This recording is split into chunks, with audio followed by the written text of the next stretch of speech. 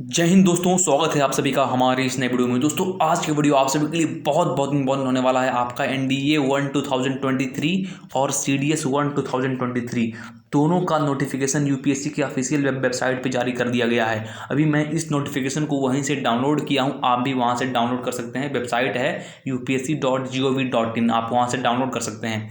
लेकिन मैं आपको अभी बताने वाला हूं, इसमें कुछ चेंजेस किए गए हैं कि आपको किस तरह से अप्लाई करना है। पहले क्या था कि आपको यूपीएससी का एक अलग से वेबसाइट था upsc.online.nic.in, उस पर आप जाके अप्लाई कर सकते थे। लेकिन इस बार से एक नया चेंज आ गया है। वो चेंज क्या है वो अभी मैं आपको यहाँ पे दिखाने वाला हूँ। ये ओटीआर प्रोफाइल क्या होता है, किस तरह से अप्लाई करना है, इस बार कुछ न्यू चेंजेस आए हैं। तो इसको लेकर आपको ये वीडियो में सारी जानकारी मिल जाएगी।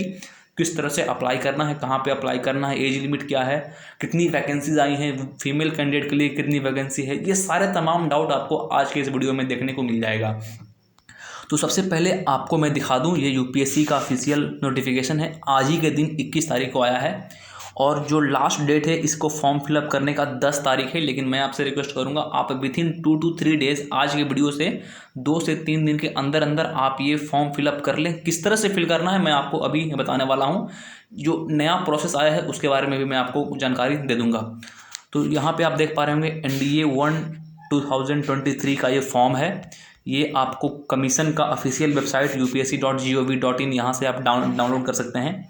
उसके बाद यहाँ पे है important candidates to ensure their eligibility for the examination. आपको वो एलिजिबल कैंडिडेट होना चाहिए तभी आप अप्लाई कर सकते हैं। अब किस तरह से अप्लाई करना है ये आपके लिए मोस्ट इंपॉर्टेंट है, क्योंकि इसमें इसी बार से नया चेंज लाया गया है। एनडीए में भी, सीडीएस में भी। अब नया चेंज क्या है, candidates are required to apply online by using the website. ये वेबसाइट आपको लिख लेना है कहीं पे, upsc.online.nic.in। It is essential for the applicant to register himself और herself first at OTR platform. OTR platform क्या है कि जब आप यूपीएससी के वेबसाइट पे जाएंगे तो यूपीएससी की वेबसाइट पे जब आप एनडीए वाले पे क्लिक करेंगे तो लेफ्ट साइड में एक लिंक आएगा। उस लिंक पे आप क्लिक करेंगे तो एक वेबसाइट आपके स्क्रीन पे ओपन हो जाएगा। वही है आपका ओटीआर प्लेटफॉर्म।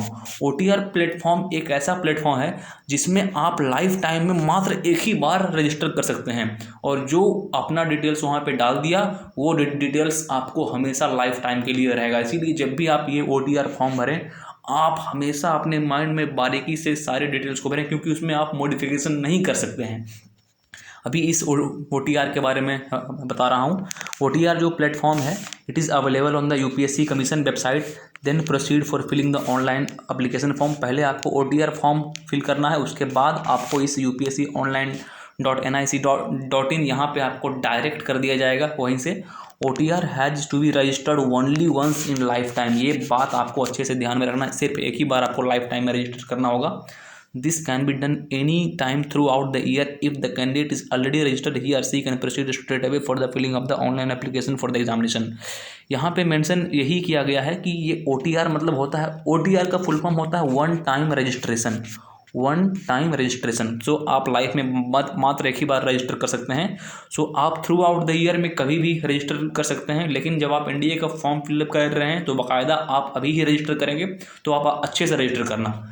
अब देखिए यहाँ पे क्या है, आप ओटीआर में मॉडिफिकेशन कब तक कर सकते हैं।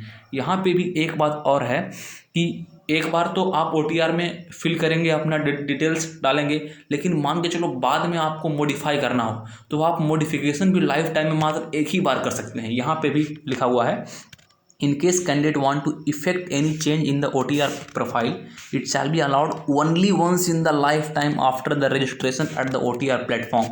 OTR प्लेटफॉर्म पे रजिस्टर करने के बाद आप मात्र लाइफ टाइम में एक बार ही मॉडिफिकेशन कर सकते हैं, इसलिए अच्छे से आप अप्लाई करना।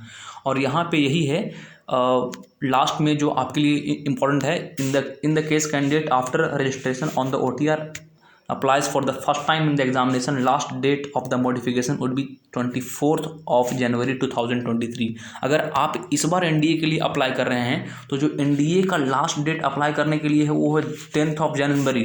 लेकिन आपको कुछ एप्लीकेशन, कुछ चेंजेस करना है, अपने ओटीआर के प्रोफाइल में कुछ चेंज करना है, तो उसका जो लास्ट डेट है ये 24th of January है। ये आपको ध्यान में रखना है। अप्लाई करने का last date 10th of January और ओटीआर प्रोफाइल में मॉडिफाई करने का last date 24th of January। ये दोनों बात आपको ध्यान में रखना है। सो आई होप अब आपको एक क्लियर कट आइडिया मिल गया होगा।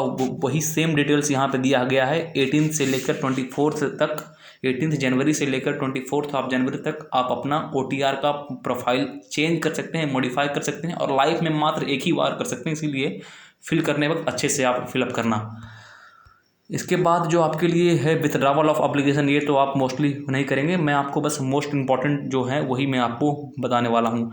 Last date to submit form, ये ऑलरेडी बता रखा हूँ 10 ऑफ जनवरी को लास्ट डेट आप है आपका अप्लाई करने का, लेकिन आप 2 से 3 दिन में ही आप अप्लाई कर देना। अप्लाई करने के लिए ये वाला वेबसाइट upsconline.nic.in, इस पर आपको जाना होगा और सारा डिटेल्स भर देना होगा जो आपसे पूछा जाएगा। मोस्टली बेसिक इन्फॉर्मेशन, आपका नेम, पेरेंट्स नेम, आधार नंबर, आपका अपना फ़ोटो मांगा जाएगा, तो आप अपना एक पासपोर्ट साइज़ फ़ोटो वहाँ पे लगा सकते हो, सिग्नेचर मांगा जाएगा। ये मतलब जो बेसिक होता है वही मांगा जाएगा, इसमें कुछ अलग से नहीं मांगा जाएगा। और एक बात मैं आपको और बता दे रहा हूँ जो कि मोस्ट इंपॉर्टेंट है, अगर आपसे ईमेल आईडी मांगा जा रहा है तो जो आपका एक्टिव ईमेल आईडी है, जिस ईमेल आईडी को अभी आप यूज कर रहे हो, वही ईमेल आईडी आपको देना होगा। अगर आप कोई दूसरा ईमेल आईडी दे देंगे, साइबर कैफ वाले का ईमेल आईडी दे देंगे, अपने फादर का ईमेल आईडी दे देंगे, या किसी और का ईमेल आईडी दे देंगे, तो मान के चलो आपका NDA का रिटन एग्जाम क्लियर हो गया, लेकिन फिर SSB में आपको बहुत दिक्कत आएगा, आप SSB नहीं भी दे पाएंगे NDA एग्जाम क्लियर होने के बाद।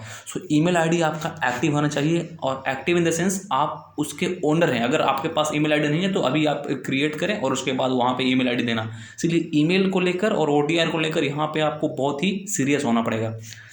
Next thing is for you, most important thing is, हाँ, candidates are required to apply online, this I have already told you. Then आपका वैकेंसी आता है। वैकेंसी के पहले जो आपका कोर्स कमेंस हो रहा है 2 जनवरी 2024 में कोर्स कमेंस हो रहा है, मतलब अभी से 1 साल बाद आपका NDA 150th course, 151st course, जिसके लिए अभी आप फॉर्म फिलअप करोगे NDA 1 2023, यानी कि 151st कोर्स ऑफ NDA जो 2 जनवरी से आपका स्टार्ट हो जाएगा। मतलब अभी 1 साल स्टार्ट होने में है बाकी, लेकिन इसका एग्ज़ाम अभी हो रहा है। अब बात कर लेते हैं वैकेंसी को लेकर। सो वैकेंसी को लेकर 208 वैकेंसी आपका आर्मी नेवी के लिए, 42 वैकेंसी एयरफोर्स के लिए, जो टोटल वैकेंसी है 92 + 10 + 18।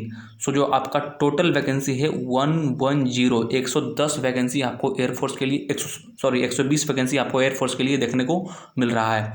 इसमें जो फीमेल कैंडिडेट के लिए है, फीमेल कैंडिडेट के लिए टोटल वैकेंसी 10 वैकेंसी यहाँ पे, 10 + 3 13, 15, 17, 19 वैकेंसी फीमेल के लिए, और बाकी जो बचा 395 में से 19 को आप माइनस करेंगे तो जो भी वैकेंसी आएगा वो वैकेंसी मेल के लिए। तो वैकेंसी आई होप आपको क्लियर हो गया होगा। आप इसका एक बार स्क्रीनशॉट ले सकते हैं, जिसको आप बाद में भी रेफ़र कर सकते हैं। वैसे आप इसको UPSC के ऑफिशियल वेबसाइट से भी डाउनलोड कर सकते हैं। ये आपको वैकेंसी को लेकर क्लियर हो गया। नेक्स्ट थिंग जो आपके लिए मोस्ट इंपॉर्टेंट, ये सारे सेंटर्स हैं, आपको सेंटर भी अच्छे से भरना होगा, जो भी आपका नियरेस्ट हो आप उसी को डालना, जिससे एग्जाम देने में कोई परेशानी ना हो। Next most important thing is आपका एज लिमिट, और इसमें काफ़ी सारे कैंडिडेट को डाउट रहता है एज लिमिट क्या होना चाहिए। ओनली अनमैरिड मेल और female candidate born not earlier than 2 July 2004 and not later than 1 July 2007। आपका जो डेट ऑफ बर्थ है 2 जुलाई 2004 से पहले नहीं होना चाहिए और 1 जुलाई 2007 के बाद नहीं होना चाहिए, and both the dates are included. अगर मान के चलो आपका डेट ऑफ बर्थ यही दोनों डेट जो यहाँ पे मेंशन है, फिर भी आप इसके लिए एलिजिबल हो, तो बेसिकली आपका डेट ऑफ बर्थ इस दोनों डेट के बीच होना चाहिए। ये आपको क्लियर हो गया होगा। नेक्स्ट थिंग जो आपके लिए मोस्ट इंपॉर्टेंट है, ये सारे मेंशन कर दिया गया है कि आपको कौन कौन से डिटेल्स वहाँ पे एप्लीकेशन के टाइम में लगेंगे। नेक्स्ट आपके लिए ये एजुकेशन क्वालिफिकेशन एक बार चेक कर लेते हैं। अगर आप अपना फर्स्ट चॉइस आर्मी रखना चाहते हो तो 12th कोई भी स्ट्रीम से आपने किया है, साइंस से किया है, आर्ट्स से किया है, कॉमर्स से किया है, कोई भी स्ट्रीम से किया है, तो आप आर्मी के लिए अप्लाई कर सकते हो। लेकिन अगर आप एयरफोर्स और नेवी के लिए अप्लाई करना चाहते हो तो उसमें आप 12th साइंस से किए हो तभी आप आर्मी और नेवी के लिए अप्लाई कर सकते हो। उसमें भी साइंस में आपका बायोलॉजी नहीं, फिजिक्स, केमिस्ट्री और मैथमेटिक्स, PCM बैकग्राउंड से अगर आपने 12th किया है तो आप अपना फर्स्ट चॉइस एयरफोर्स या फिर नेवी रख सकते हो अपने हिसाब से। या फिर अगर आपको आर्मी में ज्वाइन करना है तो आप अपना फर्स्ट चॉइस आर्मी रखो। लेकिन अगर आपने आर्ट्स, कॉमर्स या कोई और स्ट्रीम से अपना 12th किया है, then in that case you will have to keep your first choice as army only, you don't have option for air force and navy. ये बात आपको ध्यान में रखना है। नेक्स्ट थिंग जो आपके लिए इम्पॉर्टेंट है, मैं आपको बस इंपॉर्टेंट बातें ही बता रहा हूँ, कोई एक्स्ट्रा इन्फॉर्मेशन मैं आपको नहीं दे रहा हूँ। बाकी इसमें एप्लीकेशन का जो फॉर्म है वो आपको पेमेंट, आप ऑनलाइन पेमेंट भी कर सकते हैं। फ़ी यहाँ पे मेंशन है 100 रुपया लगेगा, 100 रुपीज़ इज़ फ़ी। उसके बाद जो आपके लिए इम्पॉर्टेंट है, modification in the OTR profile, this I have already told you कि आपको किस तरह से OTR प्रोफाइल को फिल करना है और क्या करना है। हाँ, यहाँ पे एक बार आप देख सकते हैं कि जो आप एग्ज़ाम देंगे ये आपका एग्ज़ाम 16 अप्रैल को होने वाला है। जो आप एग्ज़ाम देंगे जिसके लिए अभी आप अप्लाई कर रहे हैं उसका एग्ज़ाम 16 अप्रैल को होने वाला है, और जो इसका रिजल्ट आएगा 1 मंथ के बाद मई में आ जाएगा। सो ये बात आपको ध्यान में रखना है कि रिजल्ट मई के मंथ में आ जाएगा, मई के मंथ में may be in the end of month और may be in the mid of month आ जाएगा आपका रिजल्ट, लेकिन जो एग्ज़ाम होगा वो 16 अप्रैल को एग्ज़ाम होगा। ये बात आपको ध्यान में रखना है। नेक्स्ट थिंग जो आपके लिए इम्पॉर्टेंट है, last date for submission, this I have already told you.